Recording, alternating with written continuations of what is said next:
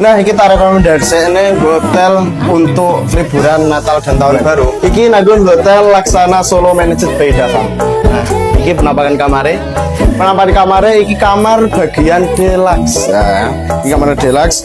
Iki kasurnya wis enak banget. Wis enak banget. TV sudah ada.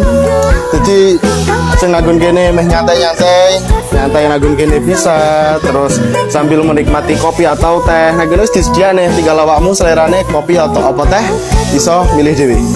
Nah, nagun kene nyantai iso banget, iso gawe minuman toh. Lah nagun kene ono kulkas nagun kene nek kulkas kecil untuk menyimpan makanan ya toh. Jadi semua pesen makanan iso banget. Nah, iki daftar makanannya ya.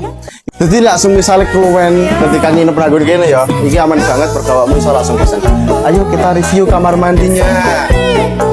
Nah, kita review kamar mandinya ya guys. Kamar mandi gini apik banget, iki cocok. Shower ada, shower kecil, shower besar ada. Ando di sini. Ini WC-nya sudah WC kayang ya guys. Terus ini ada wastafelnya. Jadi begini ada gelasnya orang ngombe di sikatan. Ini hotelnya pro ini iki. Iki sikat yono, iki ada sabun, ada cotton bud. Pokoknya kabeh nagun kene iki wis tar 200.000 wis oleh kabeh pokoknya. Nah, guys, ngono wae. Reviewku semono sih. Pokoknya awakmu kudu ngirim nagun kene lah.